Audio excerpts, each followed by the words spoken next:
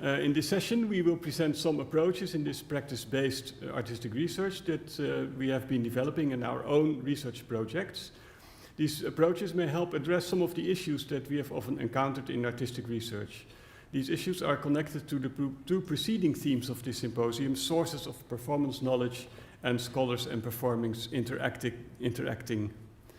So back in the days of the master-apprentice system, aspiring craftsmen and artists would find a place in the workshop of a master and learn by instruction, example, and participation. Of course, the conservatoire today is very different from a master's workshop. It's not a production facility. But musicians, and especially conservatoire students, are still used to learning from teachers. But sooner or later, musicians may want to learn things that they can't learn from their teachers at the conservatoire. In fact, we all, as teachers, we all hope that this will happen because we expect our students to follow their own path and develop their own creativity. So how can they find and take in the knowledge that they may need for this? And there's a limit on the amount of teachers that a conservatoire can hire. And all the needs of all the students are all very different, and then the knowledge they might be after could be spread out over so many experts that it would become impractical to hire them all. The answer nowadays, of course, is artistic research, but this means that musicians have to become scholars, at least to a certain extent, and all of a sudden they have to interact with other scholars in person or via written output. And this is where things sometimes go wrong. Even if they can find all the knowledge that they're after, students still have to assimilate it in such a way that they can use it in their own praxis. This is something that not all students are used to. In our master curriculum, we have been grappling with exactly this problem for years now. The knowledge itself can be involved, that is involved, can also be more or less suitable for assimilation and appliance.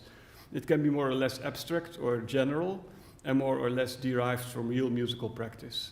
And the less abstract, of course, and less general, and the more connected to real musical practice this knowledge is, the easier it is for all the musicians to apply it. In that sense, the personified knowledge of all the real masters combined, dead and alive, is the holy grail. Students and other musicians have always been learning from the living masters that they could meet, that they could interact with. And in the following presentations, we will discuss several ways to learn from absent masters. So masters we cannot always reach directly because they're either far away or too busy, or that we cannot reach at all because they are dead. The challenge is to make good use of their knowledge and experience without deforming this into something that is too abstract or too general and that is disconnected from the source. It originally came from the real musical practice. This means that we have to develop research methods that are dedicated to extract embodied knowledge and practice methods to re-embody this knowledge, so to speak. Therefore, our absent teacher approach is often a combination of rigorous analysis and the development of mental models to process the results. Now, we can move to my own presentation about my Piatti research. I will start with an example from popular culture of someone who wants to become an apprentice from Leonardo da Vinci by finding a place in his workshop. Only asking for a corner, one bench, a place to work on my own projects, paintings, sculptures. Just being here in your company is inspiring to me. And I might be borrowed a few things on occasion. Then we have an agreement. Chicote to Janeway. Go ahead. Captain, we need you in engineering. There's something here you should see. On my way. Computer and program. So, advanced technology allowed the good captain to create an interactive hologram based on everything that was known in the future about Da Vinci, plus what they call in Star Trek universe personality subroutines. Imagine that we could construct a similar interactive Bach hologram who could give a lesson on the chaconne for violin solo, and that would save our students so much trouble. With the development of artificial intelligence, we are making good progress with personality subroutines, but practically speaking, we still don't have them. I understood that last week a robot became a citizen of Saudi Arabia, so maybe we're not so far from that. But we don't have them, at least not outside ourselves, because inside we may have those models working who has never had a conversation with an inner parent or an inner spouse. Similarly, most musicians can probably steal the voices of their teachers inside their heads, and I know actually quite few musicians who would pay a small fortune to get them out of their heads. If we can use our experience in creating inner teachers in the process of assimilating knowledge that we need for performance, the next step of learning to apply that knowledge may become much easier. And this is the approach that I chose for my research project at the Royal Academy of Music in London. I wanted to learn about cello playing in chamber music from the High Romantic period, with an emphasis on the music of Mendelssohn and Brahms. And I do this as a historically informed musician, so I play with period instruments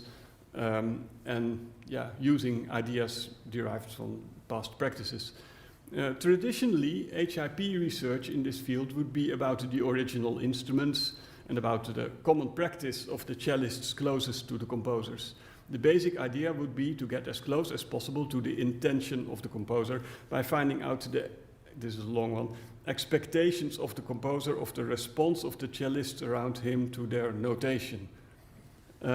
If I would follow more recent trends in 19th century performance research, I would engage in reenactment of historical recordings and try to generalize the knowledge and experience I would get out of that and extrapolate it to the style of players around Mendelssohn. Yet somewhere deep down there, the intention of the composer would be still lurking in the dark. I decided not to follow one of these paths. Instead, I focused only on one particular cellist, someone who was extraordinarily successful in a performance of the music that I wanted to perform. And although this cellist was reasonably close to Brahms, not directly, and for a short time even very close to Mendelssohn. Mendelssohn even wrote a cello concerto for him, which was unfortunately lost. The stamp of authority of the composer did not interest me at all. My goal was not even to learn how to play like this cellist, or even to try to do that. My goal was to learn from him in a similar way as a student would learn from his teacher, to see if that would help me become a more successful myself in my performance of this repertoire.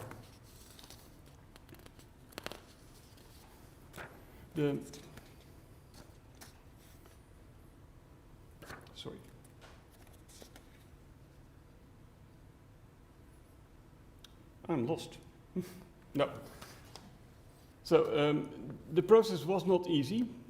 There are no recordings of Piatti, and the pedagogical material he wrote is interesting, but mainly aimed at beginners. And it didn't tell me very much about how Piatti approached the music of Mendelssohn and Brahms and other music that he was successful with. Fortunately, Piatti produced several large collections of pieces of other composers that he transcribed for cello and piano, including 44 of the Lieder ohne Worte by Mendelssohn and all of the 21 Hungarian dances by Brahms. Also, I was able to find, this is how it looks like, I was able to find some cello parts that were annotated by Piatti for his own use, like this cello concerto by Arthur Sullivan. By thoroughly analyzing these fingerings and bowings and other markings in the transcriptions, I was able to extract the principles behind, at least what I think the principles are, behind the decisions that Piatti took about which technique to apply in which musical context. So this is a table of all the shifts I encountered in these 44 Lieder ohne Worte. Every time Piatti changed position, I notated the context. In addition, I collected over 2,000 reviews of Piatti's playing, concert reviews. About 300 of these told me something specific or interesting about Piatti's playing, and categorizing and analyzing these reviews provided me with some valuable context for the findings of my analyses. It helped me form a mental model of Piatti's artistry and therewith of the knowledge that I was collecting. And of course, I read all there was to read about Piatti, it's not that much, visited the places where he was born, where he lived in London, and where he is buried. So I'm sure you're all dying to read everything about every detail about my analyses. But for today, I'm going to skip that a little bit. And I would like to focus on the results and how I use the results. So that those are my interactions with the inner Piatti that awakened inside me. Yesterday, we had a public rehearsal, and I was really happy with that because it makes so much of what we do explicit. as a part of a research presentation, and I thought it was wonderful. I felt totally inspired, and I will do now the same with the public practice session. And I will try to make explicit everything that happens inside my head when I engage with the music that I intended this research for. The only problem is that Piatti is not the only inner teacher who is living inside his head. So, the piece at hand is the piano trio Opus 101 by Johannes Brahms. And to give a musical start, I will play the beginning. I will add some notes of the piano, otherwise it's a bit empty.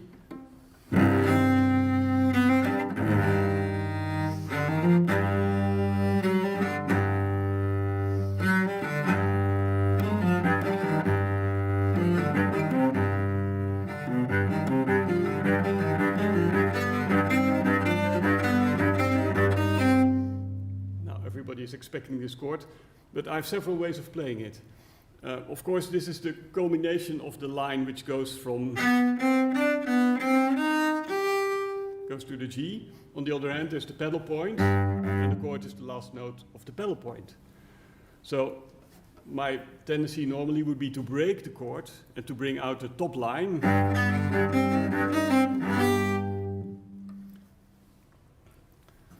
But my inner Fanny Davis tells me.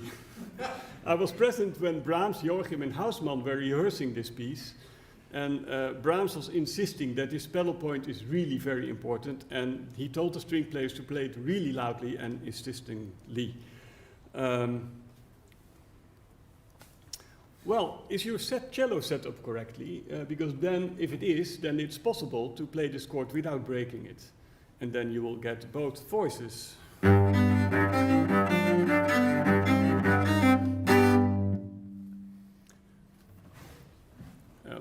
By the way, did you see that there are in fact 3 lines, because there's also a middle voice. It's the D, which resolves neatly to the B, and I really like it if a composer takes the trouble to write good voice leading in cello chordal playing.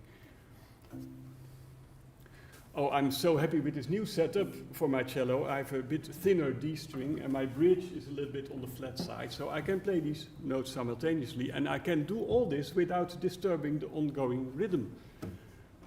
Maybe I could even play the middle voice consequently on the D string, so that every voice has its own color, and then the bowing pattern also remains the same during the whole passage. From here.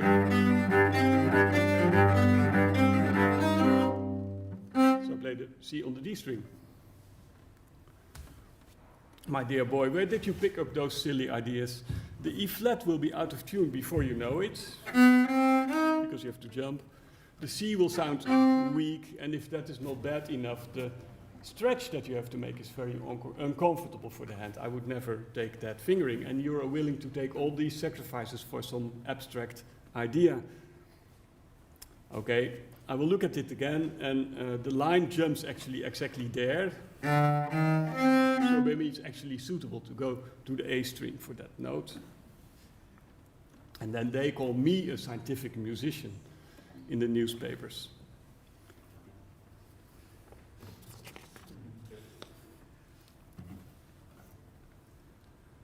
Next section. In the third bar of this example, you can play all the groups of 3 notes with the same fingering, so that the fingering reflects the pattern in the music. And then a nice small portamento on the minor second. That is what I learned from my teacher, Anna Bijlsma. And this way, I think my fingering reflects the structure of the music. This is much too risky and much too dry. It is much better to make your way back from this high position gradually via the harmonic A with the 3rd finger. It will sound like this. Generally, I prefer to shift under slurs because it's safer and it sounds nicer. It sounds more fluid. And nobody ever complained that I made too many portamenti in my career. Well, there was this review about that concert in Manchester that you gave early in your career in 1944. And then you can read that he certainly complies too much with this prevailing practice of sliding on the strings, frequently producing a whine on the upper and something like a groan on the lower ones. So that's not completely true. Well, that's the opinion of one man, and I know who he was. And the problem with this man is that he always compared me to my predecessor, Lindley, the old Lindley, the cellist who was the most important cellist in England before Piatti came. But Lindley was of the old school, and he didn't have to shift so much because the music that he played was different. And by the way, most reviewers did not complain at all. They actually said that I'm not employing this exaggerated portamento for effect. Again, the modernist Job would apply a gamba fingering. So it would shift on the step. But Piatti says it's better to go up on the A string. Of course, the D string is weak and you need a crescendo in this passage. But you can make this crescendo by using a lot of bow because the slurs are short, so it's not a disadvantage. By the way, you get a really nice portamento on the diminished fifth. That is your reward then. It's interesting that since I became student of Piatti, I'm using much more the fourth and first position on the cello, and much less everything which is in between. And I think this is because this is a much safer place to be, and this is also safe. So Piatti divides the cello into a kind of safety zones where you are reasonably sure that you're going to play in tune, and he arranges his fingerings in such a way that you can go from the one position to the other at expressive moments. So it's a combination of clever, tactical insight and musical intuition, or maybe not intuition. So I'm doing this technique much more now, this shifting. But what about the first two bars? You can go up and back, up and forth to the fourth position, but it's a bit of a stretch. So my inner Aller Bijlsma says that he would shift on the small intervals, also because they're at the expressive high point of the hairpin.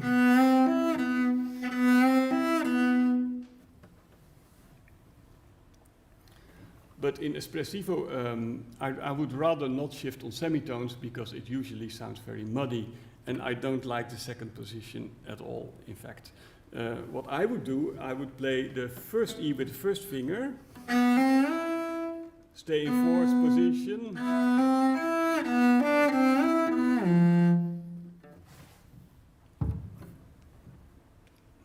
next passage. In this beautiful espressivo passage, which towards the end of the first line, you can add the slurs. That one is explicit between the G and the A flat over the rest, and you can add these slurs in all other constellations of two notes, and that will also help you make this difficult jump on the next line, which is rather risky. But if you connect it with a nice portamento, it is reasonably safe and it's also beautiful.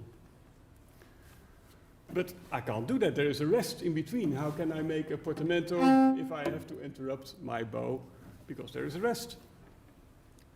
I really have no idea what you're talking about. William Whitehouse, a student of Piatti, not a student of Piatti. You can just take the pressure off the bow a little bit. Just I explained in my 2-minute exercises, and then you won't hear the shift so much. Well, to tell you the truth, when I listen to your recordings, I don't ever hear you do that kind of shifting.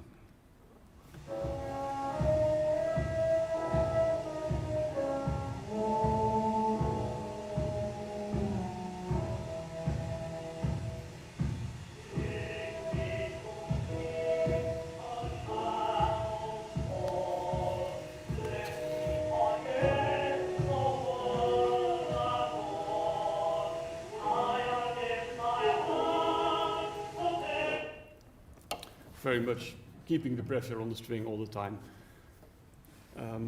I think we have time for one last example. Oh, skip all that, it's too much work. This B part of the slow movement, beautiful B part, and I remember from my rehearsal with Brahms and Joachim that they played this about 96 beats per minute for the dotted crotchets. Well, in that tempo, and in fact, always when it's marked leggero, it works very well if you can play it a bit off the string, so with the jumping bow.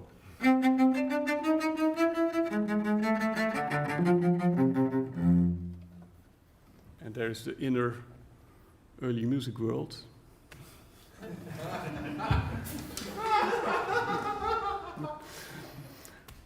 That was it.